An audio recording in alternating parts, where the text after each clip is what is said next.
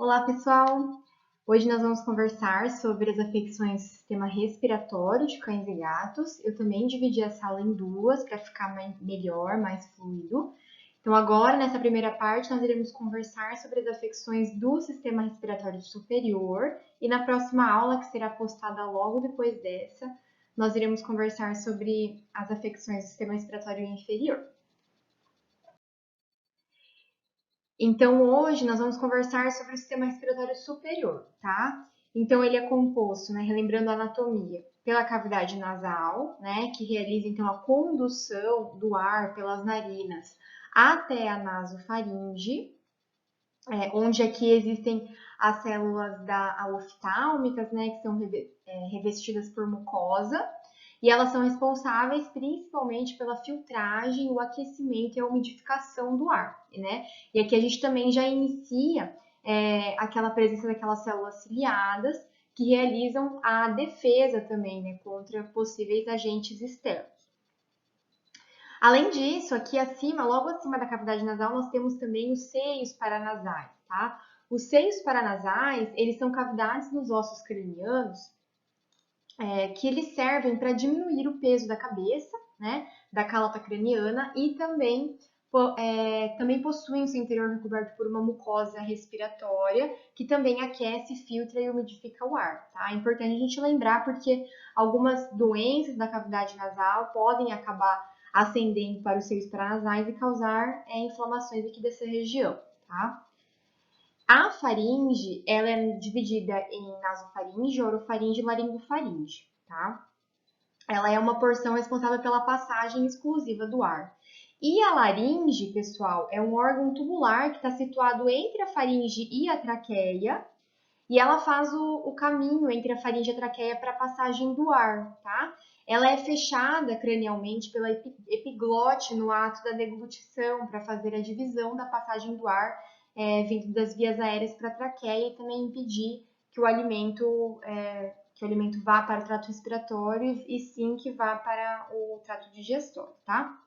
A gente não irá abordar as doenças da traqueia nessa aula, a gente vai conversar sobre as afecções da traqueia na aula de respiratório inferior. Então, agora nós vamos conversar sobre as afecções principalmente da cavidade nasal, né, e da laringe. Então, as principais afecções da cavidade nasal são as rinites e as sinusites. Então, a rinite é a inflamação da cavidade nasal e a sinusite é a inflamação dos seios paranasais. Na maioria das vezes, elas acabam acontecendo juntas. Então, a gente tem a rinocinusite como a principal afecção, tá? Elas podem ser causadas por causas infecciosas ou não infecciosas. Dentre as causas infecciosas, nós temos as doenças causadas por fungos, que são relativamente comuns em cães e gatos, tá?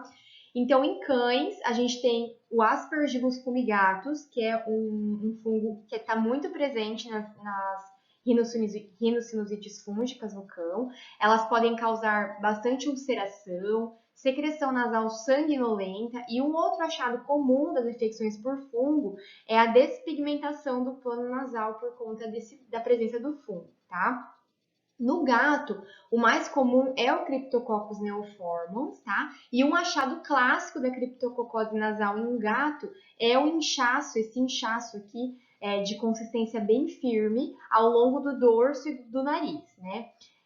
Esse aumento de volume aqui ele pode ser central, bem no centro do nariz, da cavidade nasal, ou então lateralizado, que pode ser desde aqui da pontinha do nariz até perto, próximo da testa, tá? Muitas vezes isso pode ser confundido com massas, neoplasias. A gente vai ver também ao longo agora desse assunto que é muito difícil diagnosticar as causas de rinocinusite, porque os achados clínicos são muito parecidos e também por conta dessa capacidade de algumas doenças poderem causar, por exemplo, aumentos de volumes, que podem ser facilmente confundidos com neoplasias, tá? Então, a gente vai ver que o diagnóstico é um pilar muito importante para a gente conseguir um sucesso na terapia.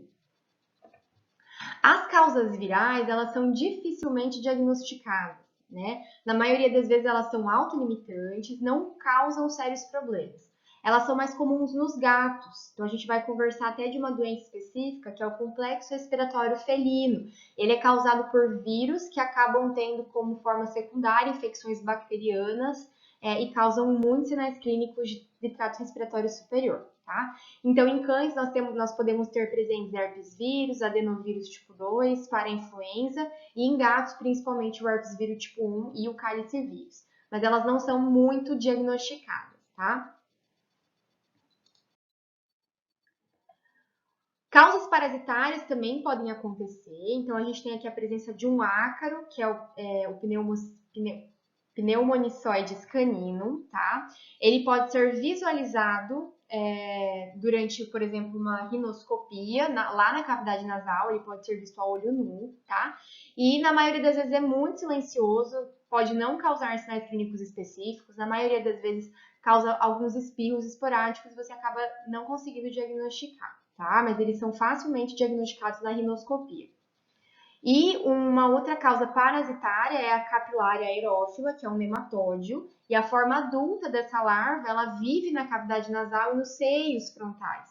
E ela também pode causar espirros, secreção nasal. A secreção nasal ela pode ser, às vezes, com presença de sangue, por conta da presença dessa larva infiltrada na mucosa. E também pode ser visualizado os ovos desse nematóide durante o copro parasitológico, tá? As causas bacterianas, elas são, na maioria das vezes, secundárias a qualquer outra afecção da cavidade nasal. Então, uma inflamação, a presença de um ácaro ou um nematóide, uma causa viral, normalmente causa infecções bacterianas secundárias, neoplasias, presença de corpos estranhos. Então, qualquer coisa que leve à inflamação da cavidade nasal pode causar infecções bacterianas secundárias, por conta da alteração ali da microflora normal, natural da cavidade nasal, tá? Então, as principais bactérias presentes seria a Pasteurella, Bordetella bronquiseptica, que é uma importante causa de pneumonias em cães e gatos, Mycoplasma, Staphylococcus, que é uma bactéria muito comum ali no trato respiratório, Pseudomonas e a Clamidófila em gatos, que afeta principalmente junto à conjuntiva. Então, é comum a gente encontrar gatos apresentando conjuntivite, mas, na verdade, estarem sendo cometidos por clamidófila no complexo respiratório felino, tá? Então, na maioria das vezes, elas são secundárias e também é difícil a gente diagnosticar porque existem bactérias normalmente ali na cavidade nasal, né? Então, para a gente conseguir diagnosticar mesmo que é realmente uma bactéria mais resistente que está causando uma infecção, a gente precisaria partir para exames mais específicos, como um SWAB mais profundo da cavidade nasal. Não adianta a gente pegar só aqui no início, porque vai acabar pegando bactérias da própria microflora da cavidade nasal, tá? As rinites alérgicas ou inflamatórias, elas geralmente são associadas também a inflamações de pele, dermatopatias alérgicas, tá? E elas consistem como uma inflamação exacerbada desencadeada por alérgenos aéreos ou alimentar, tá? E a linfocítica plasmocitária, ela é caracterizada por um infiltrado inflamatório na cavidade nasal, que é causada por qualquer causa de inflamação exacerbada ali presente na cavidade nasal. Até mesmo um corpo estranho ou um ácaro que esteja presente ali causando inflamação crônica pode desencadear uma rinite linfocítica plasmocitária, que daí requer um tratamento mais específico, mas também que é difícil de diagnosticar, tá? Os corpos estranhos, eles podem ser aspirados diretamente para a cavidade nasal através das narinas, ou eles podem se alojar, por exemplo, na nasofaringe, quando o animal vomita, que daí fica um pouquinho de material alimentar alojado ali na região da nasofaringe, acima do palato durante o vômito, e o animal ele pode acabar aspirando esse conteúdo, tá? E na maioria das vezes, a presença de corpo estranho, eles cursam com espirros, né, principalmente de início súbito, espirro reverso, que a gente vai conversar mais pra frente, tá? E também secreção nasal, às vezes unilateral, dependendo de qual narina aspirou o corpo estranho, né? A gente pode ter presença de epistaxe, que é a secreção sanguinolenta da cavidade nasal, coceira, o animal coça muito o focinho, principalmente aqui nas rinites alérgicas associadas a dermatopatias alérgicas. Mas, apesar de a maioria das vezes ser um sinal clínico mais agudo, a gente pode também ter sinais clínicos mais crônicos. Então, às vezes, o proprietário dele não percebe, né? Então, o diagnóstico acaba se tornando realmente um desafio de um corpo estranho, tá? Abscessos dentários e, no caso da fístula oronasal adquirida, elas podem ser causadas por infecções principalmente nos dentes, nos premolares, né? E é muito comum mesmo. Então, pode cursar também por secreção nasal unilateral do lado do premolar que está acometido. Associado também à disfagia, dificuldade para se alimentar, a litose, dor ao abrir da boca, e elas podem, né, cronicamente causar fístulas, então comunicação da cavidade oral com a cavidade nasal, tá? As fístulas, elas podem ser também congênitas, que é a maioria das vezes, mas também pode acontecer por conta desses abscessos dentários, tá? Agentes irritantes, então, assim como nós, que também apresentamos diversas rinites, rinossinusites decorrentes de agentes irritantes, os cães e gatos também podem sofrer com isso, né? Então, pó, pólen, fumaça, mofo, produtos de limpeza, qualquer agente irritativo para a cavidade nasal pode causar. Então, é importante a gente perguntar para o tutor se é em uma determinada época do ano que os sinais clínicos pioram, né? Como, por exemplo, a presença de pó e de pólen na primavera ou no outono, que a gente tem um clima um pouquinho mais seco, com mais vento, mais poeira. Se alguém da casa fuma, né? Tem fumante dentro da casa, então a fumaça do cigarro ela também pode ser muito prejudicial para a cavidade nasal dos animais. Né? E se eles convivem ou vivem em locais com muitos produtos de limpeza, também pode ser uma causa. Tá? Pólipos nasais e nasofaríngeos são aumentos de volume benignos, tá? E são mais comuns em gatos. Então, eles podem se estender por toda a cavidade nasal, eles têm esse aspecto mais rosado, polipoide, né? E eles podem causar alguns sinais clínicos, como estertor, né? Que são ronquidão, né? Roncos. Podem causar, dependendo da quantidade, da extensão, obstrução das vias aéreas, secreção nasal, que pode ser serosa ou purulenta, e eles podem ser facilmente confundidos com neoplasias, tá? E as neoplasias são mais comuns em animais idosos, os sinais clínicos eles são mais crônicos, né? E eles podem estar associados ou não a aumentos de volume, então é importante a gente investigar bastante, tá? Também pode estar apresentando secreção sanguinolenta, deformação de face, né? Então, às vezes, um tumor que está empurrando aqui a região pode causar essa deformação e ser um sinal clínico característico de uma neoplasia. Nos cães, as mais comuns são o adenocarcinoma e o carcinoma de células escamosas, e nos gatos, o linfoma e o adenocarcinoma. E o fibrosarcoma é uma neoplasia muito comum da cavidade nasal de cães e de gatos. Então, como eu comentei com vocês, os sinais clínicos eles são muito parecidos e muitas vezes pode ser difícil a gente chegar a um diagnóstico.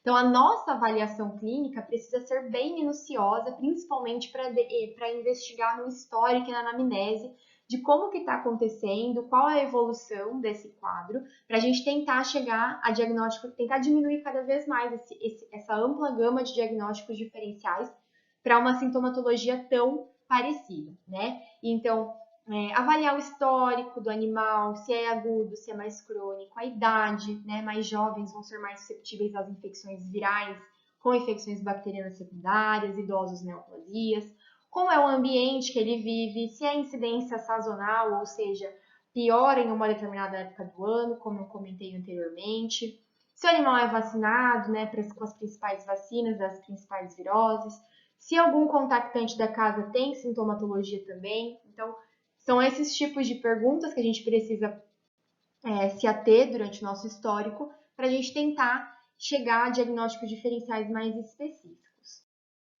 Então, com relação aos sinais clínicos, o principal sinal clínico das rinossinusites é a secreção nasal, tá? A secreção nasal ela pode ocorrer de algumas formas diferentes e na maioria das vezes o aspecto dessa secreção vai levar a gente a pensar em uma causa ou outra.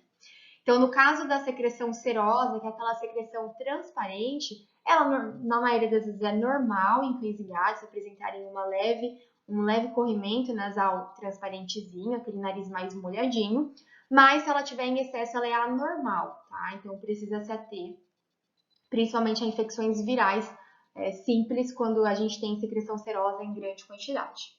A secreção mucosa é aquela secreção de aspecto amarelo claro, mas ela é mais não é tão espessa, né? E ela geralmente está associada com quadros inflamatórios. A secreção purulenta, ela tem coloração amarelada, às vezes esbranquiçada ou esverdeada, de característica bem espessa e grande quantidade, que está relacionada com contaminação bacteriana secundária. E no caso da secreção sanguinolenta, que é também denominada epistaxe, ela está relacionada a erosões da cavidade nasal. Essa erosão ela pode ser causada por um simples ácaro, que não causa tanto prejuízo, mas também pode ser causada por infecções fúngicas ou presença de neoplasias agressivas, que também podem são causas um pouquinho mais agressivas. A secreção ela também pode ser uni ou bilateral. Então, no caso das inflamações, infecções bacterianas, né, por exemplo, secundárias, a gente tem aí a presença de secreção bilateral ser mais comum. No caso de neoplasias, pólipos, fístulas, presença de corpo estranho, a gente vai se ater mais às secreções unilaterais. Mas isso não é regra, tá, pessoal? Então é importante a gente investir no diagnóstico e não se ater somente na sintomatologia, tá? A secreção ela também pode ter um odor específico, então infecções bacterianas podem ser secreções mais com um odor mais característico e elas podem às vezes ser em tanta quantidade que elas obstruem completamente o fluxo de ar e a passagem de ar para o animal, sendo mais grave, de maior gravidade. Importantíssimo a gente avaliar a cavidade oral em qualquer queixa de secreção nasal, tá? Então, como eu comentei com vocês, os abscessos dentários são muito comuns, associados à infecção dentária, ao acúmulo de cálculo e tártaro dentário, tá? Então, quando o animal chega com queixa de espirro ou secreção nasal, é importante a gente avaliar a cavidade oral desse animal para ver se ele pode ter algum dente que está muito infeccionado, com raiz exposta, ou até mesmo que você consegue ver secreção nasal ali, próximo do dente, é um forte indício de um abscesso ou uma fístula oronasal, tá? E as fendas palatinas, que são alterações congênitas, na maioria das vezes, pode ser traumática também, que a gente acaba tendo então a fenda lá no palato mole acima, e acaba tendo uma comunicação direta da cavidade oral com a cavidade nasal e contaminação com o alimento, toda a cavidade oral que já é contaminada, acaba tendo essa contaminação ascendente para a cavidade nasal, causando secreção nasal e espirros. Então aqui, ó, para ilustrar para vocês, uma secreção nasal um pouquinho mais serosa, né? Ela é mais clarinha, não é em tanta quantidade. Aqui, ó, um animal com uma secreção purulenta em grande quantidade, bem espessa, que chega a estar aqui ocupando todo o espaço do orifício nasal. E olha a situação desses dentes, essa arcada dentária desse paciente, né? Então a gente precisa investigar principalmente esses daqui mais de trás, os premolares, até mesmo o canino também é uma grande fonte. Se o animal tiver uma lesão de pele, uma erosão, uma lesão de pele acima aqui na região subocular, infraorbitária, aí a gente consegue até fechar um diagnóstico só com esses achados de uma fístula, por exemplo, tá? Então é importantíssimo avaliar a cavidade oral do animal com queixa de secreção nasal. E aqui a epistaxe, né, a secreção mais sanguinolentinha. E o aspecto da secreção e a evolução clínica indicam uma suspeita diagnóstica, né? Um outro sintoma, pessoal, das rinossinusites, muito característicos, são os espirros reversos. O espirro reverso, ele é caracterizado como uma respiração paroxística inspiratória, tá? Ou seja, em outras palavras, é um espirro para dentro, tá? Ela é um mecanismo de defesa a qualquer tipo de irritação da mucosa. Então, pode acontecer por corpo estranho, ácaro, alterações do ambiente, fumaça, pólen, ou também pode ser idiopático, sem uma causa definida, tá? Então, aqui, para ilustrar um corpo estranho, que pode ser facilmente encontrado na cavidade nasal dos cães. Então, os cães, eles têm o hábito de cheirar muito, né, tudo. Então, pode acontecer de parar graminha, o galinho ali na cavidade nasal, e o espirro reverso é um dos sintomas. O espirro reverso ele também pode ocorrer em outras doenças do sistema respiratório, como por exemplo doenças da traqueia, tá? Mas só para ilustrar para vocês, o espirro reverso, o tutor, ele na maioria das vezes ele fica confuso em te dizer o que está acontecendo. Às vezes ele não sabe o que é, né? Muitas vezes ele fica até assustado, achando que o animal está tendo uma crise de falta de ar, né? Ou às vezes uns acham que ele está querendo vomitar, ou que ele está engasgado com alguma coisa. Então, às vezes é difícil dele te explicar o que está acontecendo. E às vezes é o único sintoma que ele apresenta. Então é legal, às vezes, pedir para o tutor filmar o animal tendo a crise para você saber do que se trata. Eu trouxe aqui alguns videozinhos para evidenciar para vocês o que é um espirro reverso e ele pode ser de várias formas diferentes. Vamos ver se vai rodar aqui.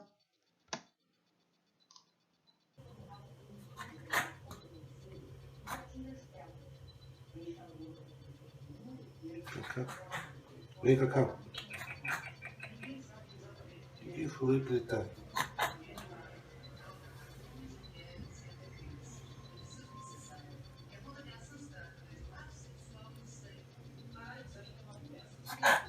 Às vezes o animal ele tá ali bem tranquilo e começa do nada a ter esses episódios que vêm, que vão, para, vai, né? E às vezes eles são bem discretos, assim como nesse vídeo. Mas às vezes eles podem ser mais audíveis, mais altos, né? E aí o tutor às vezes ele se assusta, às vezes ele pode até levar o animal na emergência, achando que ele tá tendo uma crise de falta de ar. Na verdade ele tá tendo um espirro reverso, como é esse caso, que é um pouquinho mais alto.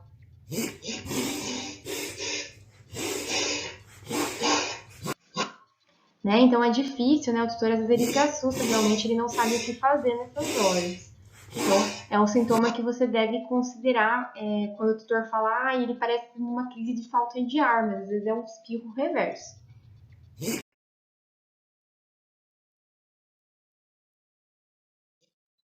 E aqui mais um videozinho que parece até que ele tá tendo mímica de vômito, né?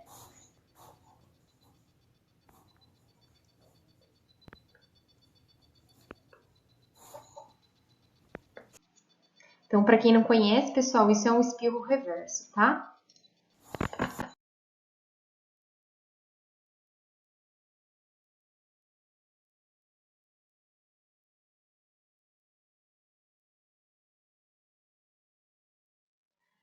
Além disso, outros sintomas de rinocinusite. Tosse pode estar associada, principalmente quando está mais acometendo os seios paranasais, pode dar reflexo de tosse. E a tosse aqui é importante a gente excluir o envolvimento do sistema respiratório inferior. As rinossinusites, pessoal, ela pode sim ascender para o sistema respiratório inferior e causar pneumonias, broncopneumonias, às vezes graves, tá? Então, é importante, quando o animal está com esses sintomas e tosse associada, a gente excluir pneumonias ou broncopneumonias mais graves. A deformação facial também pode estar presente, normalmente mais associada com neoplasias.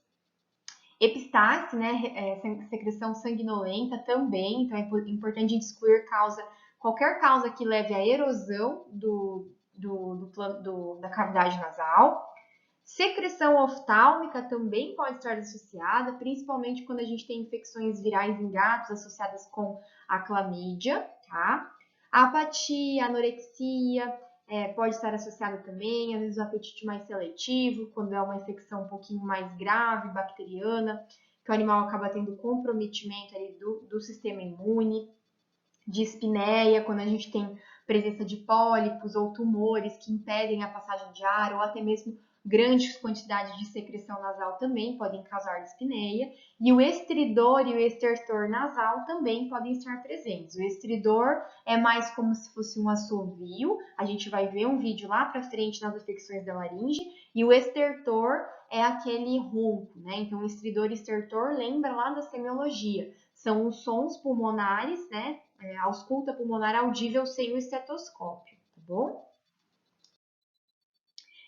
Então, como a gente já tem conversado desde o início, são sintomas extremamente comuns que podem te levar a vários tipos de causa, né? Então, aqui, pessoal, investir no diagnóstico é crucial para a gente saber o que está acontecendo. Algumas afecções a gente vai bater o olho e já vai saber, é isso, né? E não vai necessitar de outros diagnósticos, mas na maioria das vezes a gente não consegue achar chegar no diagnóstico e acaba se tratando de um problema crônico que a gente não consegue resolver e o tutor acaba ficando bem frustrado, tá? Então, o diagnóstico, ele depende, é a chave do sucesso na terapia desse animal e da melhora no prognóstico, tá?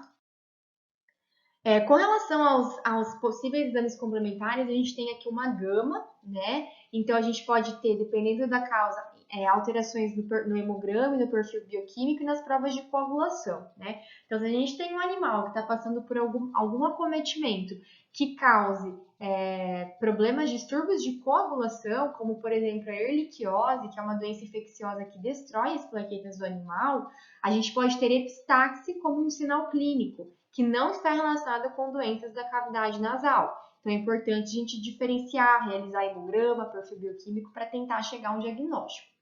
A sorologia, principalmente para FeV-Felv em gatos. Então, é muito comum gatos que apresentam doenças, que apresentam rinocinusite, terem FeV-Felv associadas, a gente vai ver mais para frente.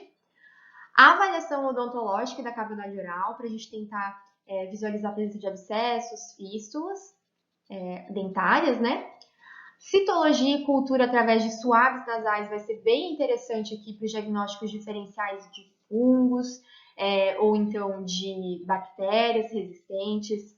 Radiografia do plano nasal, ela é indicada para suspeitas de lise ou perfuração óssea ou presença de massas. No caso das lesões fúngicas, a gente tem muita lise óssea, né? Assim como nas neoplasias. Tomografia vai ser melhor ainda que a radiografia. E aqui o nosso exame padrão ouro para avaliação da cavidade nasal e para o diagnóstico diferencial das rinossinusites, a gente tem a rinoscopia. Então, aqui para ilustrar uma imagem radiográfica do crânio do animal para avaliação da cavidade nasal, tá? Então, aqui é um gato. O importante é que esse animal esteja posicionado com a boca aberta para realizar a aquisição das imagens. Mas, só para evidenciar para vocês, por que a radiografia não é um bom exame para avaliação da cavidade nasal? A gente tem muita estrutura, então a gente acaba tendo muita interferência, muita sobreposição de imagens, que acaba dificultando a visualização e um diagnóstico mais acurado. Já a tomografia, a gente tem uma visualização melhor aqui da cavidade nasal. Então, aqui a gente tem um acúmulo de secreções na cavidade nasal, por conta de uma doença mucopurulenta, né, uma secreção mucopurulenta nesse animal. E aqui, a presença de uma massa bem grande, filtrativa, acometendo toda essa região aqui da cavidade nasal desse animal. Então, a tomografia acaba sendo um pouquinho mais específica. Já a rinoscopia, pessoal, ela é um exame de escolha para as afecções da cavidade nasal. Então, com a rinoscopia, a gente consegue visualizar facilmente a presença de pólipos, massas, inflamação, né, e ulceração na cavidade nasal, presença de corpos estranhos. Então, a rinoscopia ela é excelente, tá? Então, além da visualização e do diagnóstico, ela também pode te auxiliar a coleta de materiais para biópsia, realização de SWAB, no caso das suspeitas de infecções bacterianas, fúngicas, realização do lavado nasal, que é um outro método diagnóstico para, por exemplo, parasitoses, ácaros, fungos e bactérias. Então, através do lavado nasal, a gente pode ter muita informação. Realização de citologia e histopatologia para diagnóstico de tumores e neoplasias e também da rinite linfocítica plasmocitária, cultura bacteriana e fúngica nos casos de suspeitas fúngicas e bacterianas, remoção de corpo estranho, então a rinoscopia ela visualiza o corpo estranho, a gente consegue remover, e a inspeção geral da cavidade nasal. Então a rinoscopia, pessoal, é um exame extremamente amplo e que te ajuda muito. Não é em todo lugar que a gente tem disponível, mas se conseguir investir, é excelente, tá? O animal requer uma sedação leve, mas ele acaba sendo menos invasivo, tá? E o tratamento da rinocinusite implica em realmente uma associação de várias modalidades terapêuticas para a gente conseguir chegar no sucesso, tá? Então, a umidificação e desobstrução das vias aéreas é um ponto crucial naqueles pacientes que estão tendo secreção muito mucosa ou secreção muito mucopurulenta, que acaba até impedindo a respiração desse animal. Os animais, pessoal, diferente da gente, eles não conseguem expelir, né? Eles não conseguem assoar o nariz, por exemplo. Então, é importante que a gente realize sempre a limpeza da secreção, a umidificação e a inalação, tá? São excelentes métodos para a gente tentar aliviar essa obstrução por secreções, tá?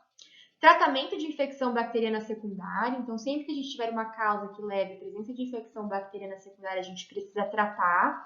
Então, aqui, antibióticos de escolha para sinusites, ampicilina, amoxicilina com clavulanato, a doxiciclina ela é excelente, principalmente para aqueles gatos com presença de secreção nasal e infecção por clamídia. Enrofloxacina também é um excelente antibiótico para cavidade nasal. O ideal é a gente sempre realizar através de cultura em antibiograma e, como eu disse, não adianta pegar material da cavidade nasal aqui próxima, a gente precisa fazer um swab mais profundo, na maioria das vezes requer realmente sedação para a gente conseguir fazer um tratamento mais adequado. E o tratamento, na maioria das vezes, é mais prolongado, por no mínimo 15 dias, das rinossinusites bacterianas.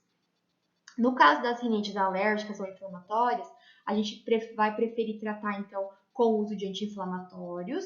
No caso das mais leves, que não esteja causando tanto sintomatologia, ou seja, aquela rinite mais alérgica, a pólen ou a pó, que é mais sazonal, a gente vai preferir, então, o uso dos anti-inflamatórios não esteroidais. Nos casos daquela rinite linfocítica plasmocitária, ou então nas relacionadas com dermatopatias alérgicas, os corticoides eles vão ter uma eficácia melhor.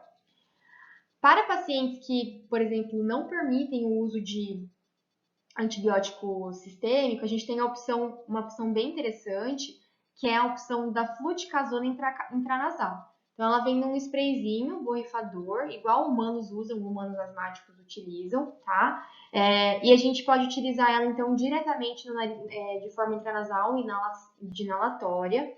E a gente acaba tendo pouquíssimos efeitos colaterais sistêmicos do corticoide e acaba sendo uma boa opção para aqueles pacientes com as rinites linfocíticas plasmocitárias que requerem um tratamento mais prolongado. Os antihistamínicos, pessoal, no caso das rinites alérgicas, existe ainda uma controvérsia sobre o uso deles, porque não se sabe ao certo se eles realmente funcionam, tá? A gente tem aqui como opções a prometazina ou a loratadina, tá? Mas a prometazina ela acaba tendo um efeito melhor. Claro, né, se a gente suspeita de uma rinite que a gente não consegue chegar num diagnóstico e suspeita que seja rinite linfocítica plasmocitária, o ideal é a gente fazer com base no histopatológico mesmo para poder tratar de uma forma mais adequada. No caso da presença de pólipos ou corpo estranho, a remoção vai ser o tratamento de base. Se acabar tendo muita inflamação associada, a gente pode utilizar então anti-inflamatórios não esteroidais associados. Neoplasias também, excisão cirúrgica, tratamento de suporte e quimioterapia, quando necessário. No caso das infecções por clamídia em gatos, o antibiótico de escolha é a doxiciclina. E no caso da aspergilose, pessoal, infecção fúngica em cães, a gente tem duas opções. O itraconazol, pela via oral, precisa ser de uso prolongado para ter um sucesso, então é no mínimo 30 dias até 3 meses de tratamento. E o problema do itraconazol é que ele possui diversos efeitos colaterais, dentre eles a insuficiência hepática, tá? Então, a gente tem uma outra opção que é melhor ainda, que é o clotrimazol instilado na cavidade nasal.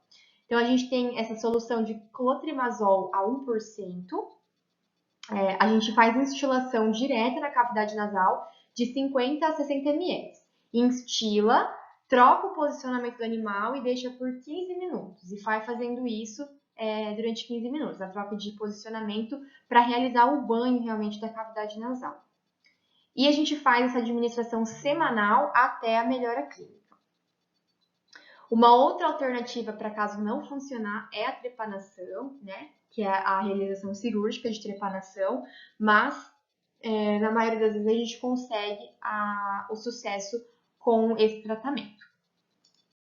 Então, aqui para ilustrar para vocês como que é feita essa instilação do clotrimazol. O animal ele é sedado, logicamente, né? Então, ele está sedado e ele precisa ser entubado para a gente não correr o risco de fazer falsa via, né? E daí a gente coloca 2 sondas, uma em cada narina, e na primeira sonda, nós instilamos com uma seringa a solução, ao mesmo tempo que é puxada essa solução. E a gente faz esse banho de clotrimazol e a gente vai trocando o posicionamento do animal para a gente ter uma maior absorção do fármaco lá pela cavidade nasal, tá bom? É bem tranquilo o procedimento, só que ele precisa realmente estar anestesiado e cuidado com a saturação de oxigênio desse paciente. Ela é uma doença muito infecciosa, então ela passa muito fácil de um animal para outro, e quanto mais imunodeprimidos estiverem a condição desses gatos que estão vivendo junto em ambientes populosos, maior a taxa de transmissibilidade. E a gente tem a presença frequente de portadores assintomáticos desses vírus que podem causar o complexo viral. Então, por isso que ela acaba sendo um desafio, tanto no manejo como no controle dessa doença, por ela ter essa característica, né, de acometer animais e diminuir muito a imunidade desses pacientes, e pela presença desses portadores assintomáticos, a gente acaba tendo uma disseminação importante da doença entre os gatinhos, tá? A gente tem vacinação dos principais vírus presentes nessa doença, no complexo respiratório felino, mas a vacina ela não protege totalmente da infecção e nem da transmissão, tá? É importante a gente vacinar para tentar diminuir muita sintomatologia, diminuir a transmissibilidade, mas a gente acaba tendo também, mesmo assim, infecção e transmissão com animais vacinados. Então, por isso que ela é um desafio de manejo de controle. Aqui, para ilustrar para vocês, os vários agentes causais do complexo respiratório felino. E a gente vai ver também que cada um deles acaba causando sintomatologia clínica às vezes diferente. Então, aqui, por exemplo, o cálice vírus, quando a gente só tem complexo respiratório viral felino por cálice vírus, a gente tem principalmente ulceração da cavidade oral e pouquíssimos sinais respiratórios, né? Assim como a gente também pode ter lesões oculares associadas, conjuntivite, no caso da clamidófila, que a gente conversou lá no início da aula.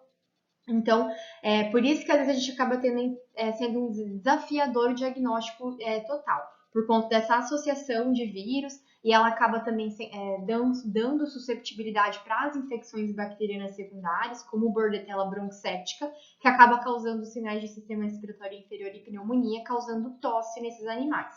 Então, todos esses sintomatologia e todos esses agentes podem estar relacionados com o complexo respiratório viral felino.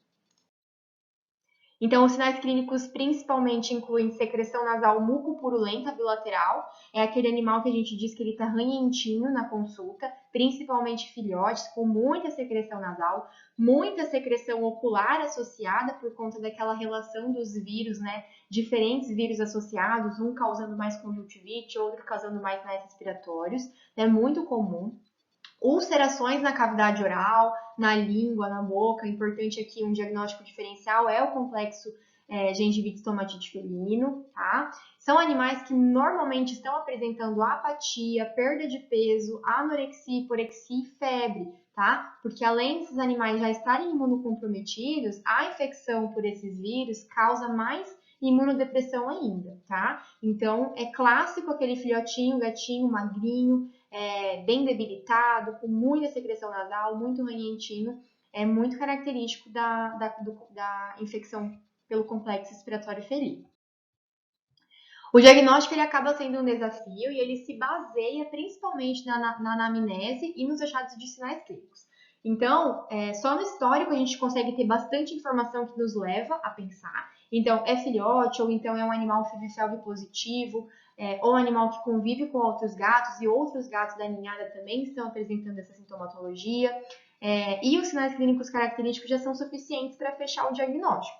Muitas vezes a gente não leva adiante. Mas, se a gente quiser ter um diagnóstico certeiro, um diagnóstico diferencial, principalmente quando a gente tem, por exemplo, só lesão na cavidade oral ou só conjuntivite, você quer saber se é complexo respiratório viral felino, o ideal é fazer o PCR, tá? E daí a gente tem o perfil infeccioso gato, que a gente diz, que acaba testando, então, para todos esses agentes presentes no complexo respiratório felino.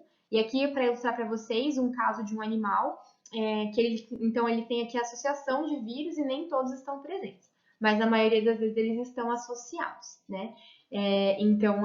Para isso, esse é o papel do PCR no diagnóstico do complexo respiratório felino. Mas na maioria das vezes, a anamnese e sinais clínicos a gente já consegue fechar o diagnóstico. E claro, sempre que a gente atender um animal com complexo respiratório felino, realizar teste de FebriFelv. Então, fazer sorologia ou PCR para FebriFelv, porque esse animal ele é muito propenso a ter o vírus concomitantemente, por conta da imunodepressão que esses vírus causam, e o animal ele fica propenso a se contaminar com esses agentes do complexo respiratório felino. E o tratamento, pessoal, ele é basicamente de suporte, tá? Uma coisa muito importante no tratamento do animal com complexo respiratório é a gente melhorar a imunidade desse animal e dar suporte para que ele melhore e consiga combater toda essa infecção. Ela muitas vezes é autolimitante, então o animal ele pode melhorar independentemente de tratamento, mas em casos mais graves a gente precisa dar esse suporte. Então, fluidoterapia naqueles animais que estão muito desidratados, muito desnutridos, suporte nutricional adequado para a gente já começar a levantar a imunidade desse paciente. Realizar a limpeza das secreções, né? Então, não tem como deixar aquele gatinho com tanta secreção acumulada, aquilo só vai propiciar mais e mais infecção.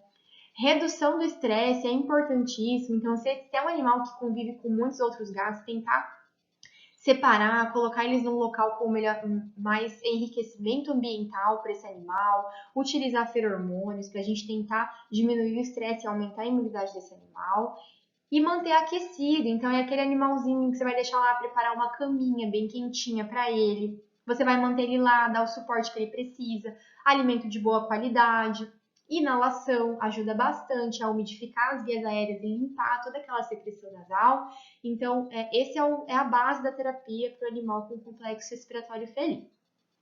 A antibiótico terapia muitas vezes é necessária, porque a gente na maioria das vezes encontra o animal já em uma situação um pouquinho pior, com infecção secundária bacteriana secundária. Então, os antibióticos de escolha aqui é a doxiciclina, principalmente no animal apresentando tosse com infecção por bordetela associada, ou então a amoxicilina com clavulanato. Manter analgesia, antitérmicos, utilização de anti-inflamatórios, né, como a dipirona, um meloxicam para tentar reduzir sintomatologia clínica. E se o animal estiver apresentando conjuntivite, né, ou lesões orais associadas, realizar o tratamento tópico, né? Então, colírios específicos para a conjuntivite que está cometendo, e também pomadas oftálmicas ou limpeza com solução de clorexidine também podem ajudar a diminuir as lesões orais quando presentes. Para a gente finalizar, a gente vai conversar então agora sobre as afecções da laringe e depois sobre a síndrome do braquicefálico. E daí na próxima aula a gente vai conversar então sobre as afecções do sistema respiratório inferior. Então, com relação às afecções da laringe, independente da causa, elas resultam em sinais clínicos muito similares, tá? A maioria deles relacionados com estridor e estertor respiratório notável e dificuldade respiratória, né? Então, em animais normais, pessoal, os músculos daqui da epiglote, né? Os músculos cricoaritenoides, eles se contraem para abrir os processos corniculados durante a inspiração do animal e o ar poder passar. Então, toda vez que o animal inspira, esses músculos se contraem para realizar a abertura e a glote fecha para que o animal não deguste alimento junto com a inspiração, por exemplo. E a gente tem, então, esse orifício aberto ali pela laringe para o ar passar. Tá? Então, qualquer afecção que cause problema ali na laringe vai levar à lesão dessa musculatura e impossibilita, então, a passagem adequada do ar. E por isso que a gente tem, então, a presença principalmente dos ruídos audíveis respiratórios, né? Como o estridor e o estertor, e a dificuldade respiratória. Intolerância ao exercício também é um sinal clínico muito comum. Engasgos e tosse, a gente pode ter até regurgitação associada. E a disfonia também é um sintoma de afecções da laringe. Então, a disfonia é a alteração da voz, né? Ou então rouquidão, né? O animal ele fica mais rouco, ou o miado ou o latido fica mais baixo, ou ele muda as suas características. Isso porque, pessoal, aqui juntinho com a laringe a gente tem as cordas vocais. tá? Então, uma inflamação dessa região pode acabar cometendo também as cordas vocais. Mas nem sempre esse sintoma está presente, tá? E nem sempre o tutor também percebe essas alterações. E esses sinais clínicos, né, eles podem ser muito agudos. Apesar de que a maioria das afecções da laringe elas são mais crônicas, o proprietário ele pode começar a notar de uma forma muito aguda, né? Então, por exemplo, a dispneia, ela pode ocorrer de uma hora para outra, dependendo de como que está a evolução dessa lesão na laringe. E a gente também pode ter, por exemplo, principalmente dispneia logo após o exercício, tá? É um sinal clínico muito comum das afecções da laringe. Dentre as afecções, a principal que a gente vai abordar na aula é a paralisia laríngea, é a mais comum, mas a gente também pode ter outras, como má formação congênita, trauma ou presença de corpo estranho na região da laringe, inflamação da laringe associada com a bordetela bronquicéptica, uma potencial causadora de doenças do sistema respiratório, e presença de neoplasias, que não é tão comum. Então, a paralisia na laringe, ela é uma falha na abdução das aritenoides e do músculo cricoaritenoide, pessoal. Então, esse músculo ele não consegue mais fazer a sua função adequada de contração para abrir e o ar passar, e a gente tem, então, consequentemente, uma obstrução dinâmica do fluxo aéreo. Toda vez que o animal inspira, não tem essa movimentação e, por pressão negativa, ela acaba se fechando, tá? Ela pode ser congênita ou hereditária em animais mais jovens, mas na maioria das vezes ela é adquirida relacionada com lesões ou degeneração neurológica em animais idosos. Então, a paralisia da laringe é muito comum em lavradores velhos, às vezes com presença de disfunções neurológicas associadas, tá? Porque a gente tem, então, uma degeneração da inervação do nervo vago que inerva ali a musculatura aritenoide. Tá? Ela também pode ser sequela de algum trauma ou presença de corpo estranho ou neoplasia. E a gente tem, então, uma perda parcial ou total da função dessa musculatura, podendo ocorrer da forma unilateral ou bilateral. Então, aqui, pessoal, a gente tem essa síndrome do cão idoso com degeneração neurológica e paralisia da laringe associada, ela foi nomeada como paralisia ou polineuropatia de início agudo geriátrico, tá? Então, a gente tem até grupos de estudos relacionados a essa afecção e acomete principalmente animais de raça de grande porte, idosos, como, por exemplo, o labrador. O diagnóstico ele é baseado principalmente em laringoscopia, tá? Que é a visualização dessa não movimentação da musculatura da laringe, mas a gente tem também outras opções para a gente tentar descartar possíveis causas. Então, a radiografia cervical, ela vai descartar aí presença de neoplasia, massas ou corpo estranho na região da laringe. Então, aqui a gente tem uma radiografia de um cão normal e aqui uma massa comprimindo totalmente a passagem aqui a região da laringe, que pode facilmente obstruir a passagem de ar também, sendo um diagnóstico diferencial para paralisia da laringe. O esofagograma ele pode ser solicitado principalmente quando a gente tiver vômito ou regurgitação associados, para a gente descartar megaesôfago, por exemplo. E a laringoscopia é o exame padrão ouro para observação, então, direta da movimentação das cartilagens aritenoides. Então, a laringoscopia ela é bem simples, ela se baseia então na avaliação com, por exemplo, um afastador de traqueotubo ou com um laringoscópio durante uma sedação leve. Então, o animal ele é anestesiado de forma leve, que não impeça a respiração natural, e a gente consegue então ter essa visualização do aparato laríngeo e da movimentação das cartilagens, e também a gente já consegue visualizar aqui presença de massas, corpo estranho, inflamação e ulceração. Aqui eu trouxe um vídeo de uma laringoscopia em um animal normal. Então, observem. Aqui, durante a inspiração, a cartilagem, a musculatura, ela se contrai e ela abre, né? E aqui, um paciente apresentando sinais clínicos compatíveis com paralisia de laringe.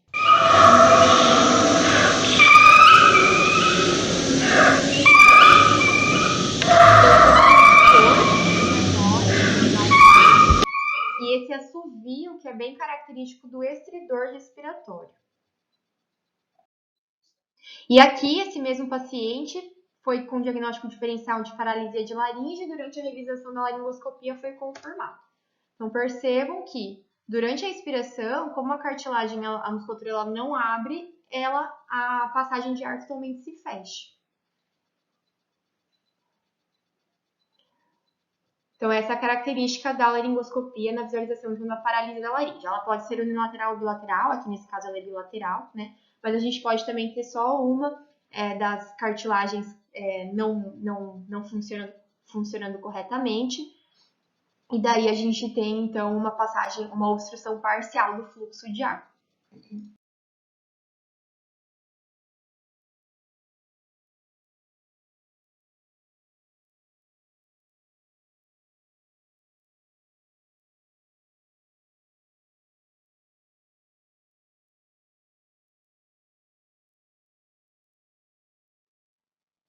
O tratamento ele é cirúrgico, então é feita a lateralização da cartilagem aritenoide, que é considerada como a técnica de Tyvek, tá? Mas, com relação ao manejo clínico, a gente tem algumas opções, então, mudança de hábitos alimentares vai ser importantíssimo, até mesmo naqueles pacientes com a paralisia unilateral, eles conseguem viver sem a realização da cirurgia, tá? Então, a mudança de hábitos alimentares, como, por exemplo, redução de peso para diminuir o esforço respiratório desse paciente, fornecimento de alimentação úmida para não também forçar a passagem de alimento, são opções terapêuticas.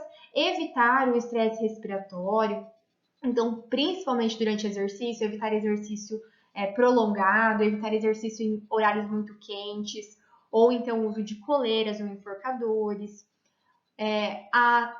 alterações de ambiente do animal que ele está vivendo, então manter um ambiente mais fresco, né, evitar temperaturas altas, manter o ambiente umidificado, sem a presença de poeira ou fumaças, qualquer coisa que possa irritar e prejudicar aqui a região, a gente está ajudando então esse paciente. E no caso, né, quando a paralisia está associada com muita inflamação aqui da região por conta do esforço respiratório que esse animal faz, a gente pode utilizar então anti-inflamatórios como a prednisona, né, para a gente diminuir essa inflamação e melhorar então a qualidade do animal.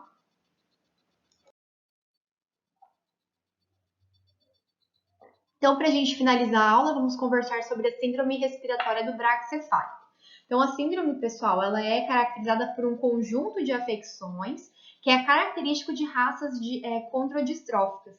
Então, principalmente os pugs, bulldogs ou os persas, tá? E ela, então, é caracterizada pela presença de estenose nasal, então, diminuição da abertura das narinas, palato mole alongado, que ele acaba, então, causando uma obstrução ali da laringe, eversão dos sacos laríngeos, que daí a gente também tem uma obstrução por conta disso, colapso laríngeo como consequência e hipoplasia de traqueia, então, diminuição do tamanho natural da traqueia, mais comum, então, em bulldogs.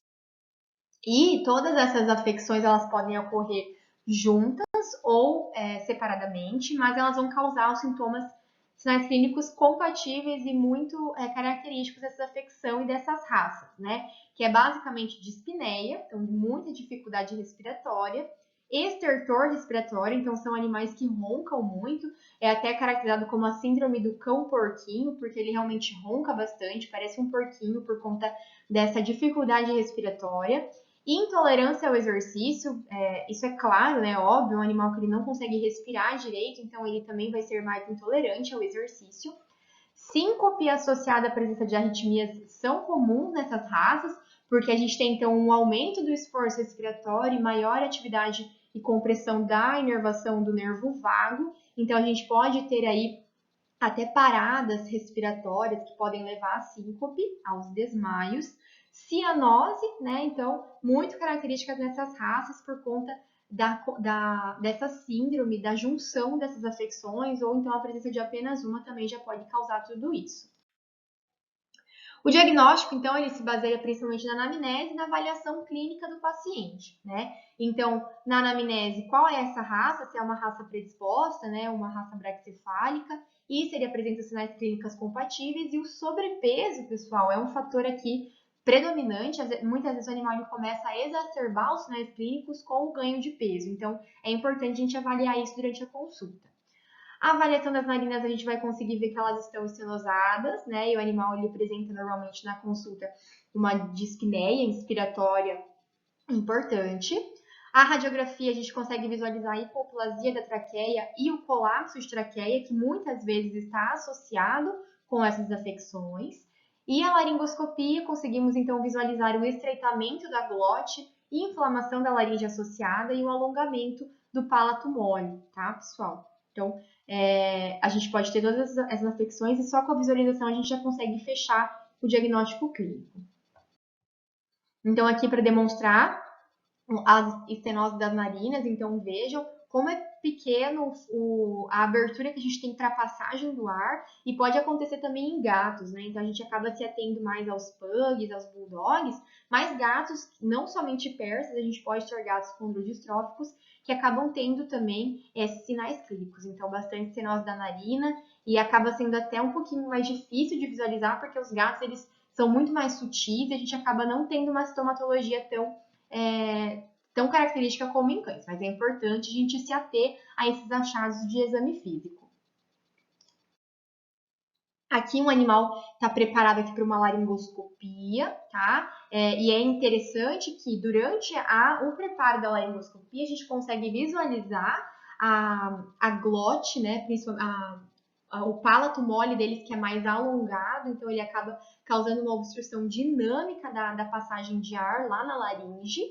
E também acaba sendo, então, o ponto principal para o tratamento, que é a correção dessas afecções. Então, pela laringoscopia, a gente consegue, então, visualizar o palato mole alongado e realizar a cirurgia de plástica, né, plastia do palato mole. A gente acaba removendo aquele pedaço que está alongado para facilitar a inspiração. Aqui, então, o animal que passou por rinoplastia, então a abertura das narinas para melhorar, então, a entrada de ar. Então, aqui um animal no pré-operatório, veja como está praticamente totalmente estenosada. Então, esse animal, quando ele for submetido, por exemplo, a um exercício mais intenso, ele nitidamente vai ter muita dispneia e até mesmo cianose. E aqui no pós-operatório imediato da rinoplastia, uma abertura bem considerável das narinas e com certeza isso aqui causa muita melhora na qualidade de vida desse paciente. Aqui, então, para ilustrar, um animal que foi submetido, então, à rinoplastia, com remoção, então, de alguns fragmentos da narina e também a remoção do fragmento do palato mole alongado desse paciente. Então, o tratamento cirúrgico, ele é o de escolha para melhorar a qualidade de vida, então, rinoplastia, correção do palato mole alongado são as opções, tá? E os manejos, né, são cruciais também para a gente melhorar a qualidade de vida desses pacientes. Então, reduzir a inflamação com o uso de corticoides, realizar um manejo alimentar e do sobrepeso. Então, a mesma coisa que da paralisia da laringe. A gente precisa dar condição para esse animal respirar melhor e a gente vai evitar qualquer tipo de esforço respiratório. Então, manter ele em ambientes climatizados, ventilados, evitar possíveis irritantes da cavidade nasal. Realizar, então, o controle do sobrepeso, uma dieta para perda de peso em animais obesos ajuda muito. E rotina de exercícios após o controle dos sinais clínicos, né? Então, se o animal tiver com sintomatologia muito exacerbada, dispneia, cianose, a gente vai primeiro controlar isso para depois submeter ele a uma rotina de exercícios diária para a gente tentar manter, então, esse animal num peso ideal e menos esforço respiratório e mais qualidade de vida. Então, era isso, pessoal. Até a próxima aula.